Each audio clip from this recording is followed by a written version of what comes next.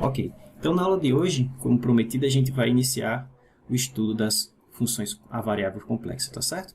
Então, primeiro vamos relembrar o que é uma função. Uma função é uma relação. Se a gente tiver dois conjuntinhos, por exemplo, um conjunto aqui que eu vou chamar de A e outro conjunto aqui que eu vou chamar de B, né? Aqui estão os elementos, por exemplo, de A, aqui estão os elementos de B. Vou pegar aqui um elemento de A genérico, vou pegar um elemento B de B aqui, Bzinho genérico de B. Então, uma função de A em B é uma relação que associa cada elemento de A, que normalmente a gente chama de domínio, a algum elemento de B, tá certo? Então, uma função de A em B é uma relação que associa cada elemento do conjunto A a um elemento do conjunto B, né?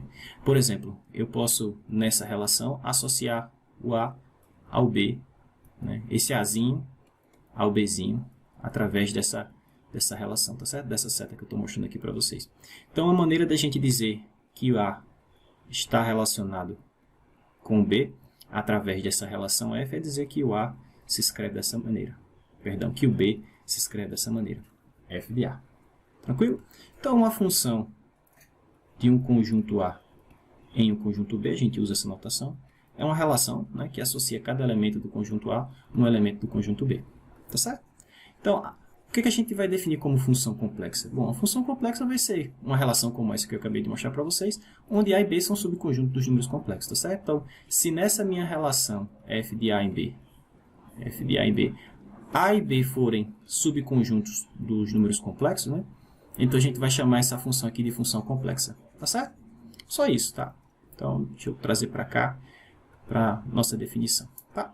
Então, aqui, ó. Se A e B forem subconjuntos de C, então uma função de A em B é chamada uma função de uma variável complexa. Tranquilo? Antes de eu mostrar a notação que a gente vai utilizar, bom, vamos ver aqui, vamos falar aqui algumas coisas interessantes. Então, a ideia é o seguinte: para cada zzinho em A, né, Z é um número complexo, né, para cada zzinho no conjunto A, no que a gente chama de domínio, né, eu vou associar algum elemento W lá do conjunto B. Tá certo? Aí eu vou escrever essa associação assim: W é igual a F de Z. Tá certo? Lembrando o seguinte, que como Z é um número complexo, né, deixa eu escrever ele aqui, ele se escreve dessa forma aqui, ó, x mais y. Né? E como W também é um número complexo, deixa eu colocar assim, B, W. Como W também é um número complexo, né, visto que A e B são subconjuntos de números complexos, eu posso escrever meu W assim, ó, U mais IV. Tá? Então, o que essa relação, essa função f faz? Ela toma um cara dessa forma e leva um cara dessa forma. Tá certo? Então, eu vou escrever isso assim, ó. Então, f de x mais y, né, e o resultado disso é essa U mais IV. Tá? Então, nota o seguinte: como z depende de x e depende de y, no final das contas, se eu variar o x e variar o y, eu vou ter um u e um v diferentes, né? Vou ter u e v diferentes para cada x e y diferente, ou seja, para cada z diferente em tese, né? Então, a ideia aqui é o seguinte: é que esses carinhas também dependam de x e de y, tá certo? E aí a gente escreve isso dessa maneira aqui, ó. U é uma função de x e y, mais i que multiplica v, que é uma função de x e y. Tá certo? Então, no final das contas, a gente pode pensar numa função a variáveis complexas, uma função a uma variável complexa, como sendo um par, como sendo dada por um par de funções reais a duas variáveis. Tá certo? Da mesma maneira que a gente interpreta um número complexo como um par de números reais, a gente pode pensar numa função complexa como um par de funções reais. Tá certo? Uma função que associa cada x e y diferente, um u e v diferente. U e v. Tá certo? Então, esse u, a gente vai dizer que é a parte real da minha função, e o v vai ser a parte imaginária da minha função. Tá bom? Que é o que a gente coloca aqui embaixo. Ó. Então, a gente vai denotar o valor de f em um z em A dessa maneira: W igual a f de z. Tá? Que está lá em B. Como eu falei, escrevendo z dessa forma e w dessa maneira, é imediato que a gente tem essa identificação. Tá certo? Então, w, que é uma função de z, e por sua vez z se escreve com x mais y, eu posso pensar como um par de funções reais dessa maneira. Tá certo? Então, esse cara aqui é a parte real, né, da minha função f, e esse cara aqui é a parte imaginária da minha função f. Então, no final das contas, fornecer uma função a uma variável complexa termina sendo fornecer duas funções reais, tá certo? A duas variáveis. Tá bom? Ok. Então vamos ver um exemplo bem simples. Como é que a gente faz para, dada uma função complexa, por exemplo, essa função aqui, ó, f de z igual a z ao quadrado, vamos fazer duas coisas, né? Primeiro vamos determinar a parte real e a parte imaginária dessa função. E em seguida vamos calcular o valor da função num ponto dado qualquer, por exemplo, no número complexo 1 mais i. Tá bom? Então essa aqui é a função que toma um z e leva no z ao quadrado. Tá? E aí a gente quer saber quem é a minha função f. Quem é a parte real de f? Quem é a parte imaginária de f? Tá certo? Então, vamos fazer o seguinte. Vamos escrever z como x mais y, né, e substituir aqui. E aí a gente vai fazer essa operação que está aqui em cima. E aí, quando a gente fizer isso, vocês vão ver que tem uma parte que é real e um mais i vezes uma outra parte. Tá? Essa parte real vai ser a parte real da função, essa outra parte que acompanha o i vai ser a parte imaginária da função. Tá bom? Tranquilo. Então vamos lá. Então note que escrevendo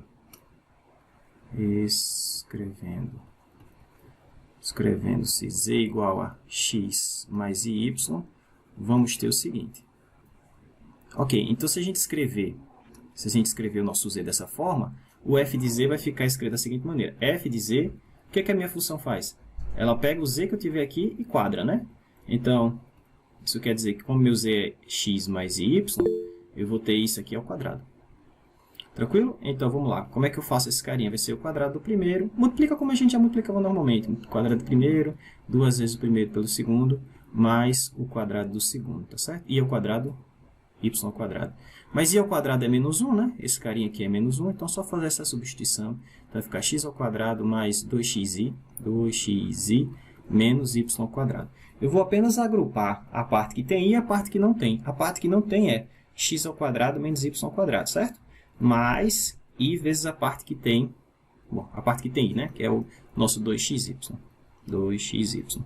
Tá certo? Então a gente sempre escreve, eu sempre posso decompor a minha função complexa em duas funções reais. A primeira parte a gente chama de parte real e a segunda parte é a parte imaginária, tá? A gente usa essa notação u e v, tá? Já é bem consolidada. Então, a nossa função u, que é a parte real, logo, a parte real da minha função, u de x e y, é essa função aqui, ó, x ao quadrado menos y ao quadrado, tá certo? Por conseguinte, a parte imaginária, v de x e y, é o restante aqui, tá? Isso aqui a gente está usando o que a gente já viu, que é igualdade de números complexos, né? Dois números complexos são iguais se a sua parte real for igual, as partes reais forem iguais e as partes imaginárias forem iguais, tá bom? Show de bola. Então aqui, ó, vai ficar 2xy, tá bom? Então, esse cara aqui é a parte real, que eu pedia que a gente determinasse, e aqui é a parte imaginária da minha função. Em seguida, ele pede para a gente calcular o valor dessa função no ponto dado lá, que eu acho que é o ponto 1 e 1. Tá? Por fim, deixa eu colocar aqui embaixo. Por fim. Então, ele pede para a gente calcular o f de 1 mais i. 1 e 1 não, 1 mais i. Então, dá para você fazer de duas maneiras diferentes. Você pode jogar direto na função, é 1 mais i ao quadrado, e aí vai dar o quadrado do primeiro, duas vezes o primeiro pelo segundo, mais o quadrado do segundo. Só que i ao quadrado é menos 1, cancela com esse cara, dá 2, né? 2i. Ou você percebe o seguinte, o seu número complexo dado é 1 mais i. Então, o x aqui, ó, o x desse número, que é a parte real, é 1. E o y, que é a parte imaginária desse cara, também é 1. Então, você pode fazer o seguinte, você pode substituir x igual a 1, y igual a 1 aqui, x igual a 1, y igual a 1 aqui, calcula a parte real, a parte imaginária, e aí você tem a função. Como assim, professor? Assim, ó. Deixa eu fazer aqui embaixo, tem mais espaço. Ou vocês fazem o seguinte. Lembra que eu posso identificar a minha função complexa assim, ó, como sendo uma função que depende de x e de y, né? Isso vai ser u de xy mais i v de xy. Como eu falei, o x aqui é 1, o y aqui é 1. Né? Então, o f de 1 mais i nada mais é que o u de 1 mais v de 1 e 1. Tá? Mas se você colocar x igual a 1 e y igual a 1 aqui, você vai ter, né? Deixa eu continuar aqui. Então, se você colocar 1 aqui, você vai ter 1 ao quadrado, menos 1 ao quadrado, que é 0. E se você colocar 1 aqui e 1 aqui, você vai ter 2 vezes 1, que é 2. Tá? Então, a moral da história é 0 mais 2i, é 2i. Tá certo? Que é o mesmo resultado que a gente obteve aqui, ó. Aqui e aqui. Tá certo? Então, quer você faça assim, quer você faça assado, o resultado é o mesmo. Tá? A escolha é sua de como você prefere trabalhar nesse caso. Tá bom? Ok.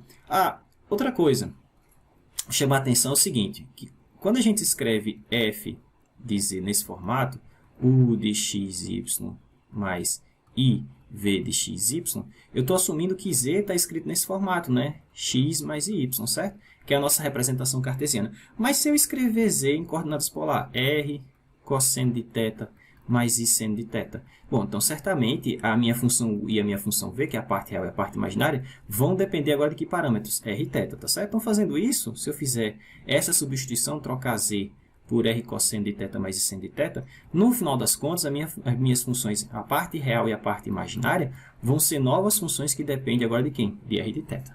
Tá certo? Então, vamos ver como é que a gente faz essa identificação, como é que a gente converte a nossa função, ou a parte real e a parte imaginária da nossa função complexa para polar, né, para coordenadas polar.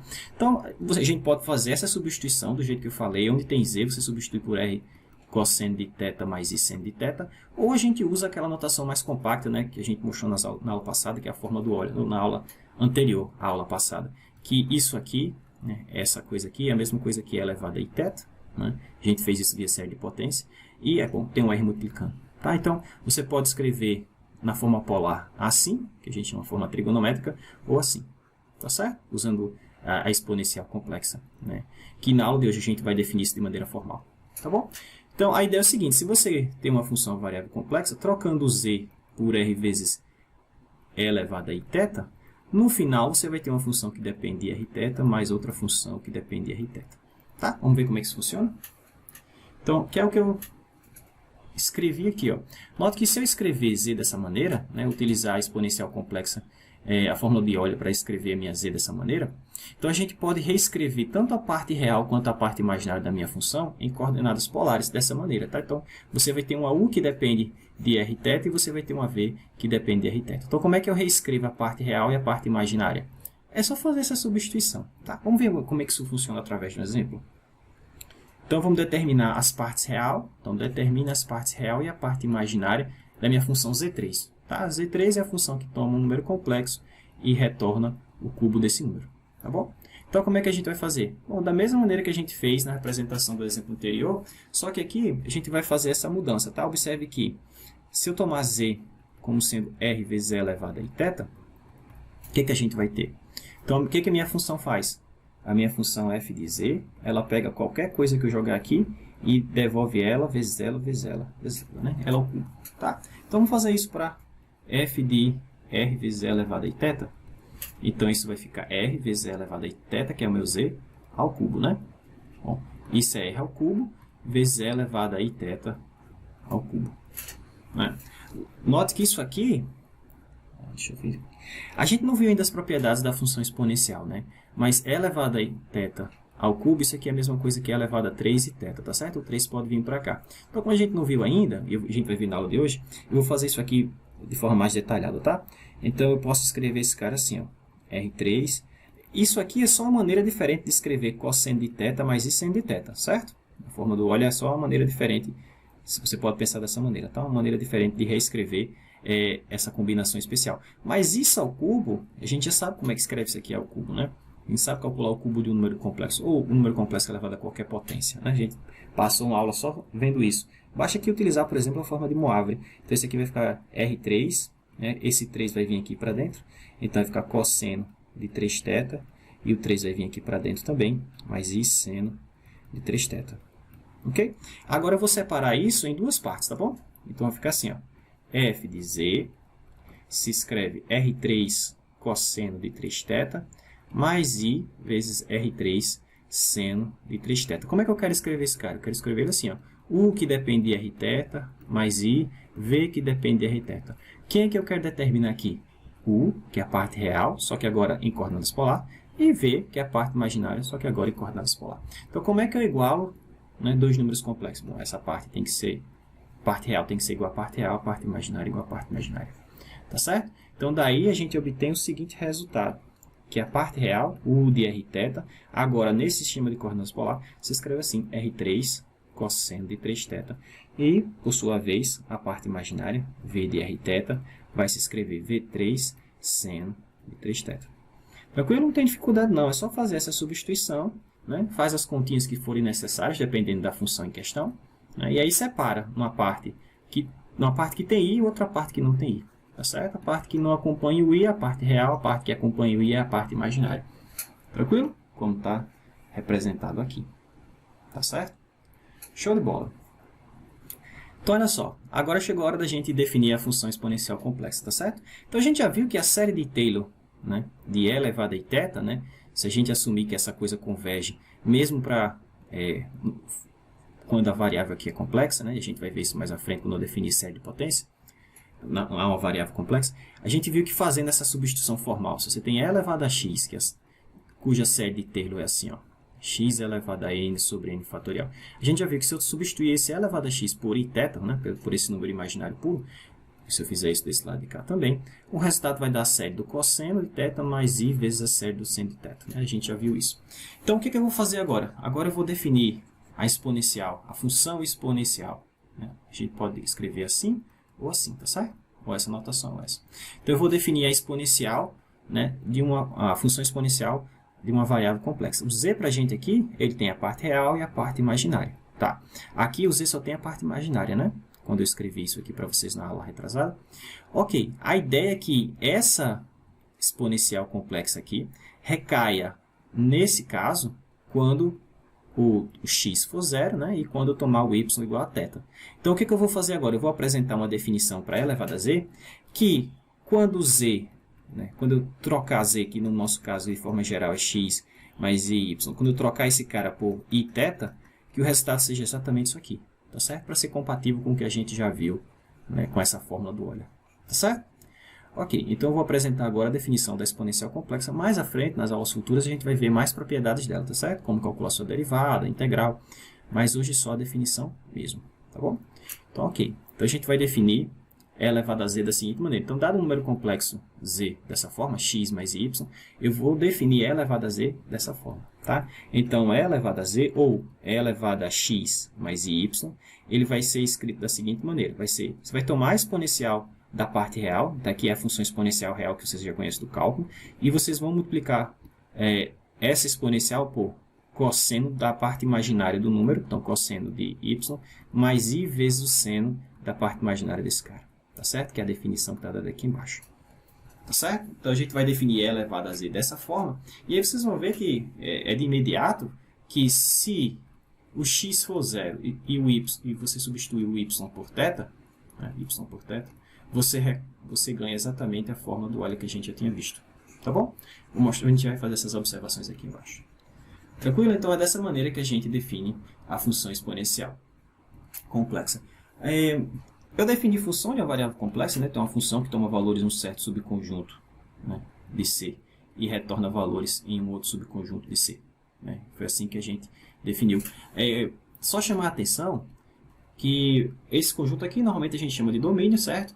E o domínio, eu não vou ficar falando muito sobre o domínio da função de variáveis complexas, mas o domínio deve ser o maior subconjunto de C, para onde tal que a função, a expressão que você está definindo faça sentido. Tá certo? A gente chama isso de domínio natural. Tá? Então, o domínio natural de uma função é o maior domínio, o maior subconjunto de C que você pode tomar, onde a expressão que você está definindo faz sentido, tá certo? Então, essa exponencial complexa está definida para todo C complexo, tá certo? Você pode colocar qualquer número complexo aqui, que isso aqui está bem definido, tá? Porque o número complexo a gente já sabe que é um par de números reais, que se escreve assim. E aqui a função elevada a x está definida para todo x, e as funções seno e cosseno estão definidas para todo y, tá certo? Então, isso quer dizer que essa função, a função exponencial, está definida para todo x aqui, para todo y, logo está definida para todo número complexo z, tá? Então, quando a gente estiver trabalhando com funções, é sempre interessante a gente saber quem é o domínio dessa função, tá? Então, quando eu não falar nada, é porque está implícito que o domínio é simples de você determinar, e quando a gente for falar desse domínio, a gente chama isso de domínio natural, tá? Se a gente tiver, por exemplo, funções racionais, que a gente vai ver mais à frente, então, por exemplo, o que é uma função racional? São razões de polinômio, por exemplo, se eu tiver, por exemplo, z mais 1 sobre z ao cubo menos 1. Né? Então, uma função como essa, só adiantando, a gente vai ver isso mais à frente, a gente diz que isso é uma função racional, né? Porque você tem uma razão de 2 polinômios. Né? E aí, o domínio desse cara vai ser o domínio, né? O domínio da função racional é o domínio que faz o maior conjunto de números complexos onde essa expressão está bem definida. Veja que essa expressão não está bem definida se esse cara aqui embaixo for zero. Né? Então, você teria que excluir do domínio, né? Se você tomar o domínio como se fosse todo C, você vai ter que fazer C menos todos os pontos onde o denominador aqui se anula. Tá certo? Então, quando a gente estiver estudando funções desse tipo, aí a gente chama um pouco mais a atenção. Mas essas primeiras funções, por exemplo, z ao quadrado, z ao cubo, e elevado a z, esses caras estão definidos para todo z, tá certo? Todo z complexo. Ah, não é difícil de perceber isso. Né? Ok. Então, deixa eu fazer algumas breves observações aqui sobre essa definição, né, de e elevado a z. Primeiro é que e elevado a zero é 1. Tá? Como deveria ser, né? Que não é muito difícil de você perceber. E elevado a zero é a mesma coisa que e elevado a zero mais 0i. Né? E aí, utilizando a definição, isso vai ser, aqui é o nosso x, aqui é o nosso y. Né? Então, e elevado a zero, que multiplica cosseno de zero mais i seno de zero. Né? Então, a primeira observação é que isso aqui é 1. Né? Acho que até um exemplo que pede para a gente fazer isso mais à frente e terminei fazendo antes do tempo. Então, a primeira observação é que isso é verdade. A outra observação é que essa expressão aqui, como eu falei, a partir dela a gente recobre a forma do óleo fazendo a seguinte coisa. Se você fizer z, né, que é x mais y, se você tomar o x igual a zero e tomar o y igual a θ, note que e elevado a θ, que é a mesma coisa que e elevado a zero mais i θ, que para a gente, nesse caso, é elevado a i θ, né? Isso vai ficar e elevado a zero, que aqui é o x, né? A parte real, que multiplica cosseno, o y para a gente aqui é o θ, né? Mais i seno de θ. Tá certo? Que é elevado, bom, que é cosseno de θ mais i seno de θ. Tá certo? Então, veja que essa definição, ela foi pensada de maneira que, quando a gente está nesse caso, a gente recobre a forma do óleo, né? Tá certo? Que é elevado a i θ realmente é dado por essa expressão. Agora, outra coisa importante aqui, que você não tem no caso real, é o seguinte. No caso real, a função e elevado a x, por exemplo, é uma função crescente, né? É uma função que nunca toca o zero, né? E é uma função que nunca é negativa, também por esse motivo. E é uma função que não é periódica, né? Todo mundo sabe o gráfico da e elevado a x, né? Então, se você tem o gráfico de e elevado a x, a função real, né? Deixa eu colocar aqui o x, aqui o y, e você tem a função f de x igual a elevado a x, o gráfico desse carinha é algo mais ou menos assim. Né? Quando x é zero, ela passa em 1, é uma função crescente, ela nunca desce aqui, né? E nunca se anula. Tá? Mas vocês vão ver que nesse caso aqui, a função exponencial complexa, ela tem propriedades bem diferentes dessa daqui. Tá bom? E a primeira coisa a chamar a atenção é que, diferentemente do caso real, essa função é periódica. Né? Não é muito de se estranhar que ela seja periódica, já que na sua composição tem as funções seno e cosseno, que são funções periódicas. Tá? Então, a gente vai mostrar que essa função, vou verificar para vocês agora, que e elevado a z, f de z igual a elevado a z, ela é uma função periódica com um período imaginário, 2πi. Tá? A gente vai ver isso agora. Tá? Então, a primeira observação que eu mostrei para vocês é que e elevado a z, ela, né, se você fizer x igual a zero e y igual a θ, ela recai na definição, na forma do óleo. Né? A primeira observação. E a segunda, que é a que a gente vai ver agora, é que essa função ela é periódica com período imaginário 2π. Né? Coisa que não existe para o seu caso, para o caso real. Né? Como é que a gente verifica isso? Ora, pessoal, vamos usar aqui a definição do que é ser periódico. Eu digo que uma função f de z, por exemplo, é periódica se existir um número que a gente chama de período, tal que f de z mais p seja igual ao f de z. Tá? Nesse caso, o P é chamado de período, né? P é chamado de período. Não é assim? Show! Então, o que eu vou mostrar para vocês é que se eu tomar P, nesse caso, igual a 2πi, eu vou ter que f de z mais 2πi é igual a f de z. Tá certo? Aí a gente diz que esse P é um período. Né? É um período porque toda função periódica, se P é um período, NP também é, né? F de z mais NP, onde n é um número inteiro, também é período. Tá? Mas aqui é como se fosse o menor período. Tá bom? Ok, então vamos verificar isso. Vamos verificar que isso é assim mesmo. Então, vamos fazer essa continha aqui para verificar que a nossa função exponencial complexa ela é periódica. Então, vamos lá. Então, vamos f de z mais 2πi. E eu gostaria que isso no final chegasse aqui f de z. Tá? Ok, então quem é a minha função? É exponencial. Então aqui vai ficar e elevado a z mais 2πi. Escreva z como sendo x mais y. Então isso aqui vai ficar e elevado a x mais y mais 2π. Tá? Eu só vou agrupar agora as partes reais e imaginárias desse número. Vai ficar assim, ó, e elevado a x mais i que multiplica y mais 2π. Tranquilo? E agora eu vou usar a definição da função exponencial complexa que a gente deu ali em cima. Então, como é que a gente calcula a exponencial desse número complexo? Primeiro é e elevado à parte real, ou seja, e elevado a x, que multiplica cosseno da parte imaginária, a parte imaginária é y mais 2π, mais i seno da mesma coisa, né? Y mais 2π. Ora, mas as funções seno e cosseno são periódicas com período 2π. Isso quer dizer que cosseno de y mais 2π é igual a cosseno de y, e seno de y mais 2π é igual a seno de y, certo? Então, eu posso substituir esses caras por isso e por isso, tá bom? E aí a gente vai ficar com o seguinte, e elevado a x, que multiplica cosseno de y, mais i seno de y. Ora, mas isso que está escrito aqui é exatamente e elevado a z. Tranquilo? Que é a nossa função, né? Que é o f de z nesse caso. Então, como f de z mais 2π é igual a f de z, então isso quer dizer que realmente ela é periódica e o período é esse carinha aqui. Tá bom? Então, primeira grande diferença entre a função exponencial real e a função exponencial complexa é que a função exponencial complexa é periódica. Tá certo? Você não tem isso no caso real. É a primeira grande diferença. Outra coisa. Vamos ver aqui como é que seria o valor absoluto da função exponencial real, né? Então, como é que eu calculo o valor absoluto de qualquer número complexo, né? O valor absoluto de z. Como é que eu calculo isso aqui? Você pode fazer o seguinte, raiz quadrada de z vezes z barra, por exemplo. Tá? Ou, vamos ver o seguinte, substituir a definição de e elevado a z. Isso aqui vai ser o valor absoluto, ou o módulo de... Quem é elevado a z? É elevado a x mais y. Bom, mas isso aqui, por definição, é elevado a x, que multiplica cosseno de y, né? Mais i vezes seno de y. Mas a gente já viu que o valor absoluto do produto, por exemplo, o valor absoluto de z1 vezes z2, é igual ao valor absoluto de z1 vezes o valor absoluto de z2, certo? Então, vamos usar aqui. Aqui eu tenho dois números, ó, esse e esse, tá bom? Então, esse vai ser o valor absoluto de e elevado a x vezes o valor absoluto do que sobrou, que é cosseno de y mais i seno de y. Tá? Ora, mas isso aqui é um número real, tá certo? Então, o valor absoluto desse número real é o valor absoluto real que a gente conhece. Mas como a função exponencial é sempre positiva, e elevado a x, né? A função exponencial real é sempre positiva, ela pode sair do módulo, tá? Então, fica e elevado a x. E esse cara aqui tem módulo 1, né? Porque como é que a gente calcula o módulo de cosseno de y mais i seno de y? Por definição, é raiz quadrada da componente real ao quadrado, mais a componente imaginária ao quadrado. Só que seno ao quadrado mais cosseno ao quadrado é 1, raiz de 1 é 1, tá bom? Então, moral da história, o valor absoluto da função exponencial, o módulo dele, né, é a exponencial real, é elevado a x, é elevado à sua parte real. Tá certo? E quem seria o argumento desse número complexo elevado a z? Quem seria o argumento dele? Ora, todo número complexo eu posso escrever na fórmula polar, né? Na fórmula polar. Então, se eu quiser colocar elevado a z na fórmula polar, como é que eu faria? Eu teria que escrever o r, que é o tamanho desse cara, mas o tamanho desse cara a gente já viu que é elevado a x aqui, ó, vezes cosseno do argumento, que a gente chama de θ, né? Cosseno de θ e seno de θ. Certo?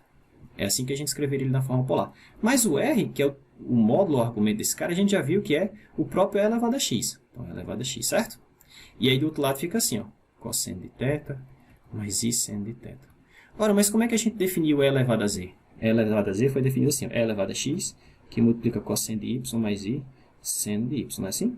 Ora, esse cara é igual a esse, portanto, o argumento, que é o θ, tem que ser igual ao y, tá certo? Ou, esse cara é um argumento, né? Se eu somar mais 2π, ou subtrair 2π, ou qualquer 2π, continua sendo argumento, tá certo? Moral da história, o argumento de e elevado a z é o y, né? Que é a parte imaginária do z, tá certo?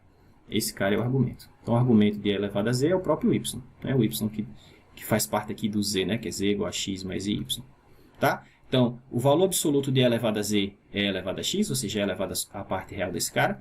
E o argumento de e elevado a z é o próprio y, que é a parte imaginária. Claro, se você restringir os valores que y pode ter para o intervalo de menos π a π, então se você restringir os valores que y pode ter, por exemplo, se y estiver nesse valor, né, nessa faixa de valores, então isso quer dizer que eu tenho que o argumento de z é o y, tá certo? Restringiu nessa faixa de valores, aí o argumento vira o argumento principal, né? A gente usa essa notação aqui, tá bom? Então aqui a gente tem bastante informação acerca da função acerca da função exponencial complexa, tá? Então, vamos verificar que a exponencial complexa satisfaz algumas propriedades que a gente gostaria que ela satisfizesse, né?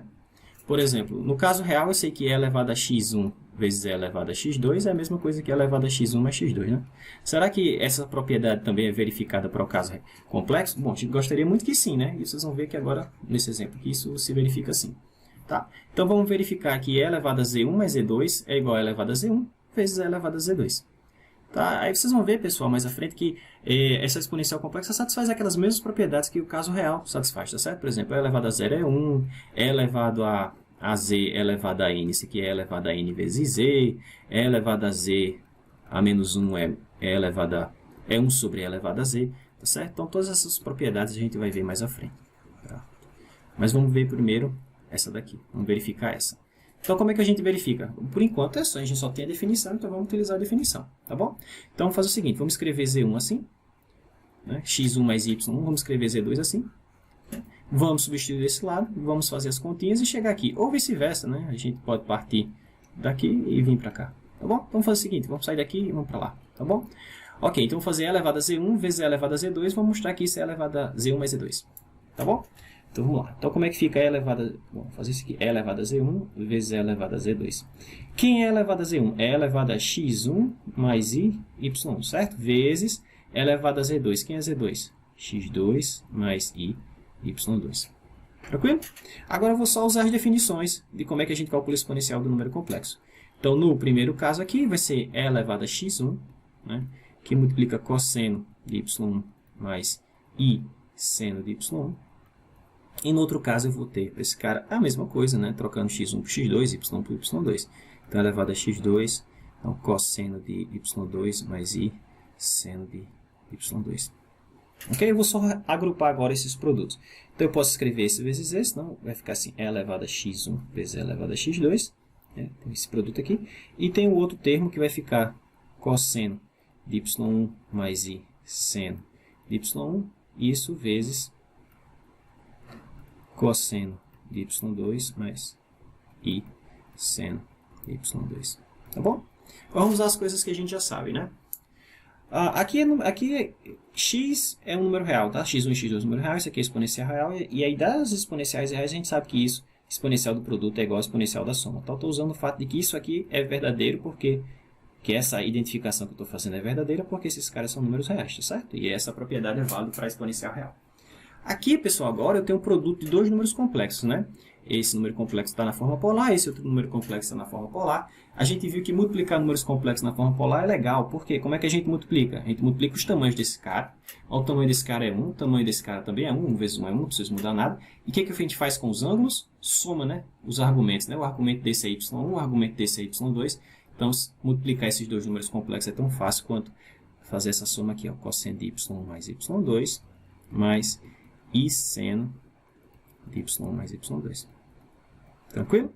Agora vamos fazer o seguinte, vou usar novamente a definição da exponencial complexa. Eu sei que e elevado a mais ib é e elevado a a cosseno de b mais i seno de b. Certo? Mas se eu tiver nesse formato, eu posso escrever assim. Mas se eu tiver nesse formato, eu posso voltar para cá. Certo? Então, por exemplo, se eu identificar a como sendo x1 mais x2 e b como sendo esse cara, eu tenho que essa coisa pode ser escrita como e elevado a x1 mais x2 mais i que multiplica y1 mais y2. Tranquilo? Pronto, vou fazer essa identificação agora. E aí, basicamente, a gente tem terminado a verificação. Tá? Então, com essa identificação, isso aqui vai ficar escrito assim, ó, e elevado a x1 mais x2 mais i que multiplica y1 mais y2, não é? Porque se você aplicar a definição da exponencial complexa para esse número que está escrito aqui, vai ser e elevado a essa parte, que é a parte real dele, está aqui, vezes cosseno e seno da parte imaginária que está aqui. Tá bom? Bom, mas aqui eu tenho uma soma de números complexos, eu sei que a soma é comutativa, associativa, então eu posso reescrever esse cara assim, ó, e elevado a x1 mais y1 mais x2 mais y2. Não é verdade? Ora, mas isso aqui é Z1. Isso aqui é Z2. Tá bom? Então, no final das contas, isso realmente é elevado a Z1 mais Z2. Que é o que a gente queria verificar. Tá certo? Que é elevado a Z1 vezes E elevado a Z2 é igual a E elevado a Z1 mais Z2. Tranquilo? Então, vale todas aquelas propriedades que a gente esperaria que as exponenciais complexas satisfizessem. Tá certo? Show de bola. Então, para trabalhar um pouquinho mais com a exponencial complexa, vamos fazer esse exemplo aqui. Vamos calcular E elevado a 0, que já sabe vai dar 1, mas vamos fazer mesmo. E elevado a I e E elevado a 2 mais Iπ. Tá bom? Então, o primeiro caso é bem simples, já fiz. E elevado a 0 é a mesma coisa que E elevado a 0 mais 0i, ou I0. Então, vai ficar E elevado a parte real, que a parte real é 0, que multiplica cosseno da parte imaginária, que também é 0, mais I seno da parte imaginária, que também é 0. Tá bom? E aí, seno de 0 é 0, cosseno de 0 é 1, E elevado a 0 é 1, 1 vezes 1 é 1, então E elevado a 0 é o mesmo. Tá bom? Deveria ser e é. No caso, se eu tomar Z igual a I, né, que é esse segundo caso aqui, Z igual a I, vamos ver como é que isso fica. Então, E elevado a I, eu posso pensar que isso escreve assim, ó, 0 mais I, ou 0 mais 1I, né? 0 mais 1I, se você preferir assim. Tá bom? E aí vai ficar assim, E elevado à parte real, que é 0, né? E elevado a 0, perdão, que multiplica cosseno de 1, que é o y aqui, né? Mais I seno desse carinha. Tá bom? E elevado a 0 é 1, então E elevado a I vai ficar cosseno de 1, que é algum número, mais I seno de 1, outro número. Tá bom? Só isso. E por fim, E elevado a 2 mais Iπ. Então vamos lá. Fazer aqui nesse cantinho. E elevado a 2 mais I π. Então, por definição, isso fica pela definição da função exponencial complexa, isso fica E elevado a 2 vezes cosseno de π mais I seno de π. Não é isso? Seno de π é 0, cosseno de π é menos 1. Então, isso aqui vai dar menos E elevado a 2. No caso real, pessoal, isso nunca aconteceria. A gente nunca teria um número negativo como imagem da exponencial de algum número real. Né? Porque no caso real, E elevado a x é sempre maior que 0. Mas veja que no caso complexo, você pode ter a exponencial retornando um número negativo. Tá certo? Então, realmente, a função exponencial complexa ela é bem diferentinha da função exponencial real, mas ela coincide com a exponencial real exatamente quando o y é 0. Né? Quando você tem z igual a x mais y, se você tomar y igual a 0, E elevado a z coincide com a definição de E elevado a x no caso real, né? Que vocês já viram no cálculo. Ok, então, no próximo exemplo que eu vou fazer para vocês, eu chamar a atenção do que está aqui nessa observação. A gente já viu que uma função complexa, eu posso imaginar como sendo um par de funções reais de duas variáveis, né? Então, f de z, ou f de x mais y, ou se você quiser abusar da notação, f de x, y, né? A gente escreve isso como, você tem a parte real, mais a parte imaginária. Não é? Então, a gente pode pensar uma função a uma variável complexa como sendo uma função composta de duas partes. Uma função de duas variáveis, mais uma outra função de duas variáveis. Tá? Agora, eu posso pensar o seguinte também. Dado uma função de duas variáveis qualquer, por exemplo, g de x, y, eu posso escrever esse cara como uma função, de certa maneira, de uma variável complexa. Como? Bom, fazendo a seguinte identificação. Se z é x mais y, pessoal, eu sei que a parte real de z é o x, né? Mas como é que a gente calcula a parte real de z? É z mais z barra sobre 2. E eu sei que a parte imaginária de z, que é o y, pode ser escrita assim, z menos z barra sobre 2, né? Sobre 2i.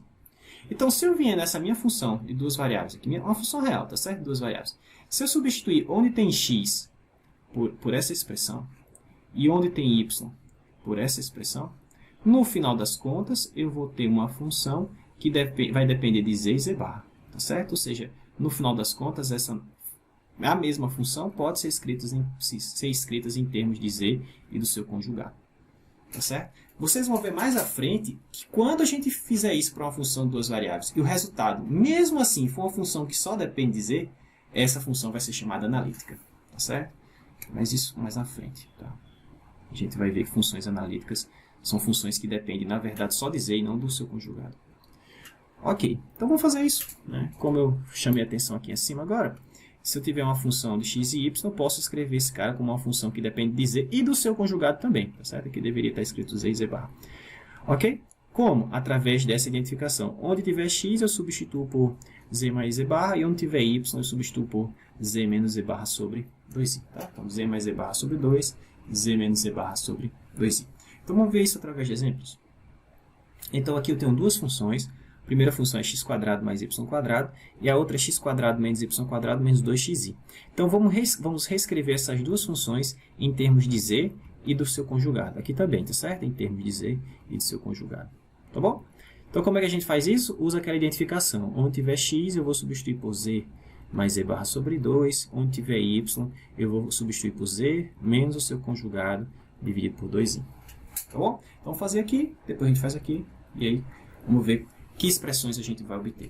Essa primeira, pessoal, não tem muita graça não, porque a gente sabe que se você tem um número complexo z, quem é o tamanho, o módulo desse cara? É raiz quadrada de x ao quadrado mais y ao quadrado, não é assim?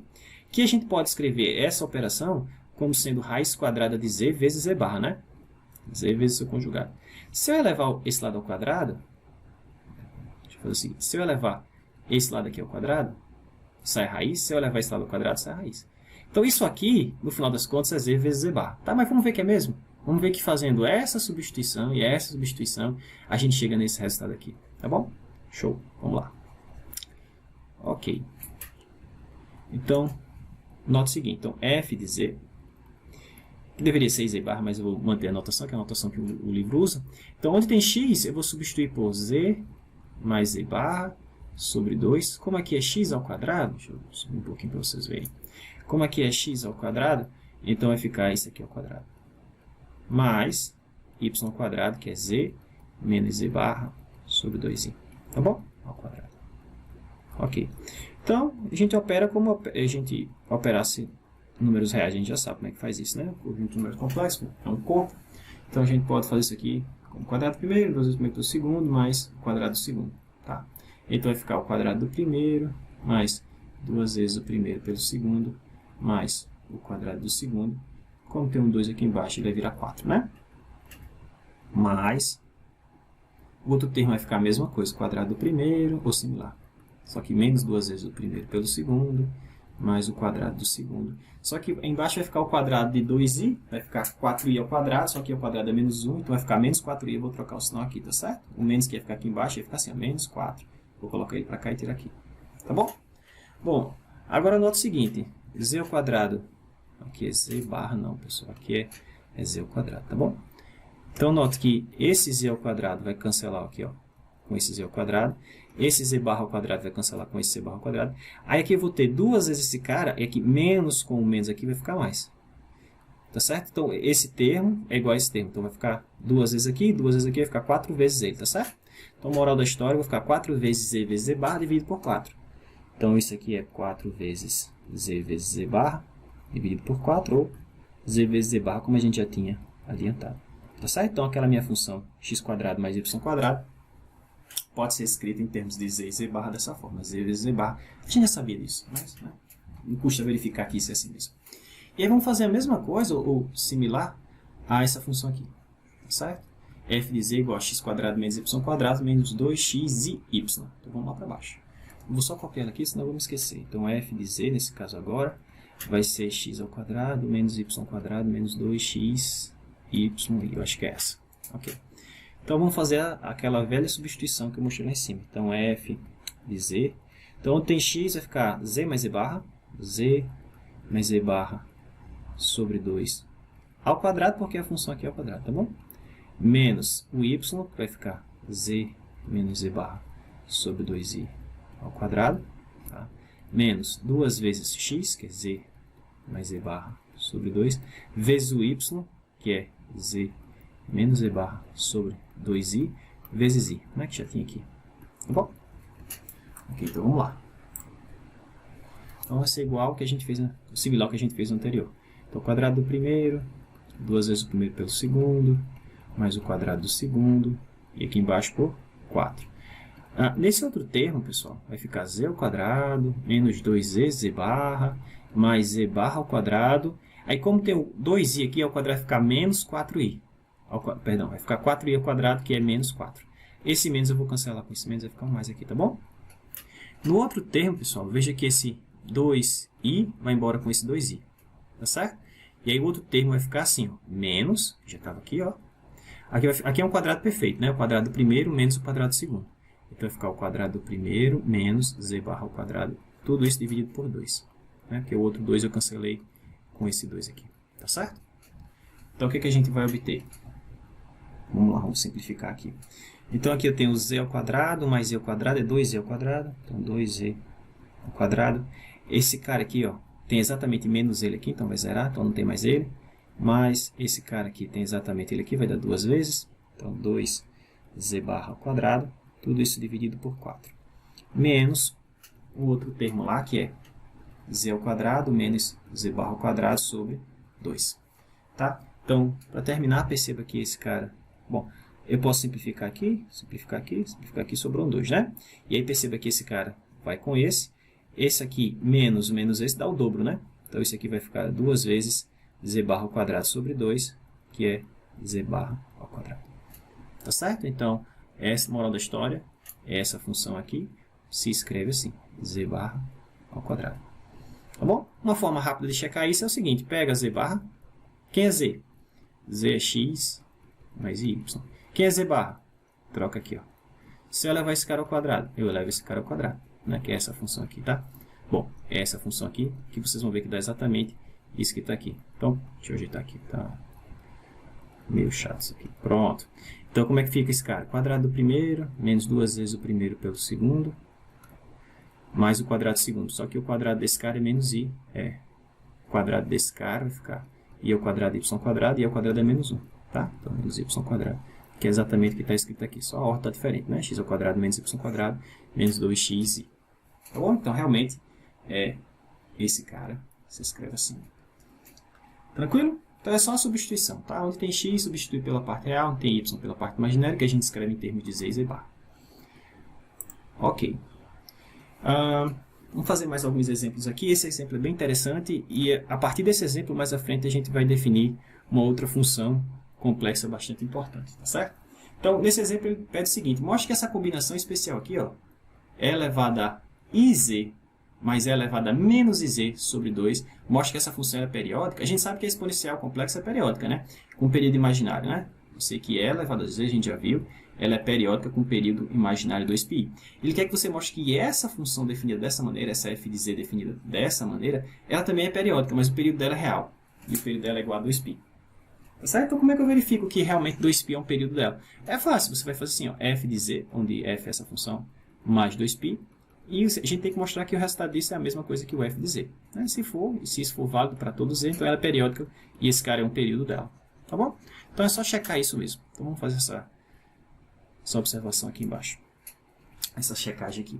Então o que é que eu vou fazer? Eu vou calcular o f de z mais 2π, cruzo os dedos, vamos torcer que isso deu f de z. Porque se for, realmente a f é uma função periódica com período 2π. Tá bom? Tenho que chegar na f de z. Bom, mas quem é f de z mais 2π? Como é que foi definida a f de z? Minha f de z foi definida assim. E elevado a iz mais e elevado a menos iz dividido por 2. Então, onde tiver z, eu vou trocar por z mais 2π. Tá certo? Então, vai ficar assim, ó. E elevado a i, que já tinha lá, z. Mas quem é o meu z agora? É z mais 2π. Mais e elevado a menos i, que já tinha lá, vezes z. Mas quem é meu z agora? É z mais 2π. Tá? Tudo isso dividido por 2. Tá? Agora, bom, aqui em cima, nessas duas expressões, eu posso reescrever esses carinhas assim. C elevado a iz mais 2π, né? Mais E elevado a menos iz. Só multiplicar, tá certo? Esse vezes esse e esse vezes esse, tá? Distribui aí. E a outra é elevado a menos 2πi. Todo mundo dividido por 2. Tranquilo? Bom, mas a gente já sabe que, a gente já viu que E elevado a z1 mais z2, se eu chamar esse cara aqui de z1 e esse cara aqui de z2, a gente já viu que E elevado a z1 mais z2, isso é E elevado a z1 vezes E elevado a z2, tá certo? Então eu vou usar essa propriedade aqui e acolá, tá bom? E aí como é que isso aqui vai ficar escrito? Então vamos ter o seguinte, deixa eu continuar aqui embaixo, muda de cor. Então isso aqui vai ficar escrito o seguinte, E elevado a iz vezes E elevado a 2π, né? Mais E elevado a menos iz vezes e elevado a menos 2π, dividido por 2, tá bom? Ora, pessoal, mas isso aqui e esse cara são 1. Todos os dois valem 1. Por quê, professor? Porque olha só, o que é elevado a... fazer os dois ao mesmo tempo, mais ou menos 2π, tá? Se você pegar o mais, está fazendo esse primeiro termo. Pegar o menos, está fazendo isso também. Então, elevado a 2π, por definição, né? É como se eu tivesse um zero aqui na frente, então vai ficar elevado a zero, né? Que é 1. Né? E aí você vai ficar cosseno de... Se você quiser o mais, mais. Se quiser o menos, menos. Então, mais 2π. Mais e seno de mais ou menos 2π. Tá certo? Se você estiver fazendo com mais, mantém o mais. Se estiver fazendo com menos, mantém o menos. Tudo bem? Show. Ora, mas e elevado a zero é 1. Então, esse cara aqui é 1. Seno, tanto faz de 2π ou de menos 2π é 0. E o cosseno, tanto faz de 2π ou de menos 2π é 1. Então, moral da história, isso aqui vale 1. Tá certo? Então, se eu substituir isso aqui por 1, se eu substituir isso aqui por 1, se esses caras valem 1, o que vai sobrar para mim? Vai sobrar o seguinte. Então, estamos ficando com e elevado a iz mais e elevado a menos iz sobre 2. Ora, mas isso aqui é exatamente a função f de z que eu defini lá no início, não é? Olha só. Quem é f de z? É isso aqui, ó. E elevado a... Deixa eu apagar aqui. E elevado a iz mais e elevado a menos iz sobre 2. Né? E aí, com isso, como a gente verificou que f de z mais 2π é igual a f de z para qualquer z, então isso quer dizer que ela é periódica, tá certo? Então isso implica que f de z é periódica. Periódica. E o seu período p é exatamente o número que você soma aqui, que não altera nada, é o 2π. Tranquilo? Bom, para terminar essa questão, ele diz o seguinte: o que acontece se esse seu c, o que acontece se o seu z for um número real? Né? Porque a gente tem que o número complexo é um par assim, né? X mais y. Quando y é zero, esse cara é identificado como um número real, né? Tá certo? Então ele está dizendo o seguinte: o que acontece com aquela função se z for real? Será que você ganha alguma representação conhecida? Vamos ver. Vocês vão ver que sim, pessoal. Tá? E essa representação, e vai ser essa função que a gente vai obter, que vai nos, digamos assim, guiar para a definição dessa mesma função no caso complexo. Como assim, professor? Não estou entendendo nada. Vocês vão entender agora. Então, repare o seguinte. Repare que se z for um número real, ou seja, se z for assim, ó, x mais 0i, o que é que eu vou ter? Vamos para a definição lá. A minha f de z, que nesse caso agora vai ser uma f que depende só de x, já que o y é zero, né? Como é que ela se escreve lá? Ela é e elevada a iz mais e elevada a menos iz sobre 2, não é assim? Só que o z agora é o próprio x, né? Já que o y é zero, né? Então isso aqui vai ficar e elevado a ix mais e elevado a menos ix sobre 2, né? É assim? Ora, mas a gente já sabe que e elevado a ix se escreve como cosseno de x mais i seno de x, né? Ou você usa a definição da exponencial complexa, ou você usa a forma de Euler, tanto faz.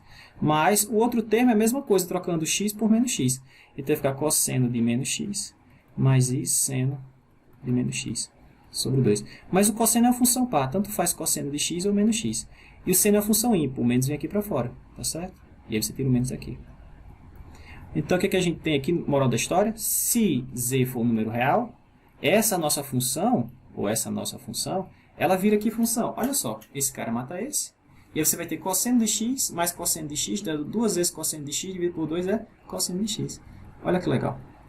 Então, essa função aqui em cima, aqui, ó, quando z é um número real, essa f de z, ela vira a função cosseno de x. Tá certo? Isso quer dizer assim, professor, mas e se z não for um número real? Se z for um número complexo mesmo da forma x mais y. Será que isso aqui é cosseno de z complexo? Bom, vai ser inspirado nesse exemplo, pessoal, que a gente vai definir mais à frente a nossa função cosseno de z como sendo exatamente essa coisa que está aqui, tá certo? E só a título de curiosidade, o seno vai ser menos aqui e bota um i aqui embaixo, tá certo? Mas são cenas dos próximos capítulos, tá bom? Ok, para terminar, vamos fazer mais um exemplo. Então, ele te dá essa função aqui, exponencial, né? E ele diz o seguinte: determine o período dessa função. A gente já viu que a função exponencial complexa é uma função periódica, tá? E não faria sentido ele perguntar pelo período dessa função se z não fosse um número complexo, né? Porque a função é elevada a, por exemplo, πx não tem período, né? Se x for um número real, tá bom? Então, encontre o período desse cara. Então, o que eu quero? Eu quero um certo número p, um certo número complexo p, tal que E elevado a... Se eu substituir Z por Z mais P, que isso seja a mesma coisa que E elevado a πz. Então, eu quero descobrir quem deve ser esse P para que isso aqui seja verdade, tá certo? Seja verdadeiro. Então, vamos fazer lá embaixo. Tá? Então, eu vou fazer o seguinte. Eu vou chamar isso aqui de f de z, tá? E vou usar a definição de ser periódica, tá? Então, meu f de z é elevado a πz, né? E eu quero determinar um certo número complexo p, tal que f de z mais p seja igual a f de z. Essa é a condição de ser periódica e esse cara aqui é um período, né? Tá certo? Por que eu digo que é um período? Porque se p for um período, 2p também é, 3p também é, 4p também é, np de forma geral é período também, tá certo? O menor p que satisfaz isso aqui a gente chama de período fundamental. Ok? Tranquilo. Então vamos lá. Então como é que fica o meu f de z mais p? É vir nessa expressão, substituir z por z mais p. Então é elevado a π que multiplica z mais p. Bora. Ora, mas isso aqui é o quê? É elevado a πz mais πp. Não é assim? Por definição, quer dizer, a gente já viu um exemplo anterior, né, que as exponenciais complexas se comportam como as exponenciais reais. Então isso é elevado a πz vezes e elevado a πp. Né? Mas eu quero... Deixa eu ajeitar aqui. Mas eu quero que isso seja igual ao f de z, né? Nessa é a condição de ser periódica. Ou seja, o f de z que é o e elevado a πz. Ora, pessoal, mas esse cara só vai ser igual a esse cara se isso aqui for 1, né? Tá certo? Aqui equivale a multiplicar os dois lados por e elevado a menos πz, tá certo? Multiplica os dois lados por e elevado a menos πz. Esse cara e esse cara vão embora. Desse lado fica 1 elevado a πp e do outro lado fica 1. Tá certo? Ok, então isso aqui só vai ser verdade para todo z se e elevado a π vezes p for 1. Então vamos colocar essa condição. Logo, deixa eu colocar aqui em azul. E elevado a π vezes p tem que ser 1. Então essa é a condição para que ela seja periódica, né? Tá bom? Ora, mas o nosso p é um número complexo, então eu posso escrever esse p como sendo um número assim, a mais bi, ou ib, tanto faz. Tá, então vamos substituir aqui. Então se a gente fizer isso, o que vai ganhar? O que a gente vai ganhar aqui? Vai ficar o seguinte, ó. E elevado a π, que multiplica a mais bi, ou ib, tanto faz. Mas, bom, isso tem que ser 1. Né? Mas deixa eu continuar um pouco mais com essa expressão. Multiplicando aqui, vai ficar e elevado a πa mais πbi, πbi. E isso aqui tem que ser 1. Deixa eu colocar 1. Isso tem que ser igual a 1. Deixa eu só colocar um lado do outro lado. Que aí eu vou crescendo a expressão para cá. Então 1 tem que ser igual a isso. Né? 1 tem que ser igual a esse cara. Né? Aqui é a relação. E esse cara é igual a esse. Tá? E isso aqui a gente já sabe que eu posso escrever como sendo e elevado a πa vezes e elevado a πbi. Né? Ou, nem precisava fazer isso, professor. Usa a definição da exponencial complexa. Isso é e elevado a parte real, aqui, e elevado a π, que multiplica, agora, cosseno e seno da parte imaginária. Então, cosseno de πb mais i seno de πb. Ok? E aí você ficou com essa igualdade de números complexos. Esse número complexo tem que ser igual a esse número complexo. Então, quando é que dois números complexos são iguais? Se as suas partes reais forem iguais, suas partes imaginárias forem iguais, né? Então, quem é a parte real desse número aqui? Ele mesmo, né? Aquele número real. Então, 1. Quem é a parte real desse número? É esse cara vezes esse, porque não vai conter o i. Não vai conter o i aqui, tá certo? Então, a gente fica com o seguinte, igualando as partes reais e imaginárias, a gente vai ficar com e elevado a πa vezes cosseno de πb. Isso tem que ser 1, que é a parte real desse cara. Quem é a parte imaginária desse cara? É isso aqui, vezes e elevado a π. É seno, né? É elevado a π vezes seno de πb. E quem é a parte imaginária desse número aqui? É 0. Né? Então a gente fica com esse sisteminha aqui, ó. E elevado a π cosseno de πb igual a 1. E E elevado a πb vezes seno de πb. Isso tem que ser 0. Tá certo? Então a gente vai resolver esse sisteminha para descobrir quem é A e quem é B. Tá? Descobrindo quem é A e quem é B, eu descubro quem é meu período P. Tá bom? Perceba que da última aqui, o produto de dois números vai ser... Isso aqui é um número real, né? Isso aqui é um número real. O produto de dois números é 0. Se esse cara for 0 ou esse for 0. Perdão, pessoal, aqui é πa, né? Agora, nota o seguinte, pessoal. A exponencial real, isso aqui é exponencial real, nunca se anula. Então, como esse cara nunca pode ser 0, o único cara que pode se anular é o seno, né? Então, a gente fica com o seguinte. Então, seno de π vezes b tem que ser 0. Ora, mas quando é que o seno se anula? o seno se anula quando o seu argumento for múltiplo inteiro de π, não é isso? Então, daqui a gente tira o seguinte, a conclusão do lei é que π vezes b, que é o argumento do seno aqui, tem que ser um múltiplo inteiro de π. N igual a 1, 2, 3, assim por diante. Não é verdade? Bom, poderia pegar os negativos também, mas isso aí não vai nos trazer nenhuma informação nova, não. Tranquilo? Ok. Então, olha só, essa relação aqui vai nos permitir determinar quem é o B. Porque se eu cancelar o π de um lado com o π do outro, eu sei que B tem que ser igual a N. N pode ser 1, 2, 3. Vocês vão ver rapidamente que N não pode ser ímpar. Porque se o N for um número ímpar, essa expressão aqui de cima não tem como ser verdadeira. Porque olha só, por exemplo, se B for... B em tese pode ser 1, 2, 3, né? Então, por exemplo, se B for 1, né? Que é o número ímpar, é o nosso primeiro ímpar aí. Então, se B for 1, o que eu tenho com isso? Se B for 1. Se B for 1, substitui B igual a 1 aqui. Mas se você colocar B igual a 1 aí, você vai ficar assim, ó, E elevado a πa vezes cosseno de π, né? Porque o B é 1, é igual a 1. Só que E elevado a πa é um número positivo, né? E cosseno de π é um número negativo, que é menos 1. Então, não tem como o produto de um número positivo vezes um número negativo, que dá um número negativo, ser um número positivo. Então, isso aqui é impossível de ser verificado se esse cara for um número negativo, né? Porque aqui é um número, você tem um número 1, que é um número positivo, não pode ser escrito como e esse cara é um número positivo, então esse cara tem que ser positivo. Então, se B for 1, 3, 5, 7, 9, ou seja, se B for ímpar, você sempre vai ter menos 1 aqui. Então, isso nos mostra que B não pode ser um número ímpar. Tá? Então, a gente começa com o próximo, que é B igual a 2. E qualquer outro B que você pegue, 4, 6, 8, vai ser só um múltiplo inteiro, vocês vão ver já, do período fundamental que a gente vai encontrar. Tá bom? Então, B não pode ser 1. Tá? Então, vamos tomar B igual a 2. Na verdade, B não pode ser 1, nem 3, nem 5. Então, B não pode ser ímpar. B tem que ser diferente de um número ímpar. Tá? Então, vamos pegar o próximo, que é o par. O próximo par que a gente tem, que é o 2. Então, se B for 2, agora sim, joga lá na equação de cima. Então, se B for 2, você vai ter E elevado a πa vezes cosseno 2π igual a 1. E a gente usa essa relação para encontrar quem é o A. Tá certo? Então, fazendo isso, vamos ficar com o seguinte. E elevado a π vezes cosseno de... Tinha assim, ó, cosseno de bπ, né? Mas o B para a gente é 2, certo? Isso tem que ser igual a 1. Mas cosseno de 2π é 1. Tá? E aí você fica com o seguinte, que E elevado a π vezes A vezes 1, não preciso colocar, é igual a 1. Tá? Isso aqui é exponencial real, tá? Então eu posso tomar o logaritmo, que é o logaritmo real dos dois lados. Então se eu tomar o log dos dois lados, o log da exponencial vai ficar assim, ó, ln de E elevado a πa, e do outro lado vai ficar ln de 1, né? Tá certo? ln de 1 é 0, ln e exponenciais são funções inversas, né? Então esse cara cancela com esse, e esse vai ficar assim, ó, π vezes A, ln de 0 ln de 1 é 0, é igual a 0, mas π não é 0, né? Então A tem que ser 0, tá bom? Então A é 0.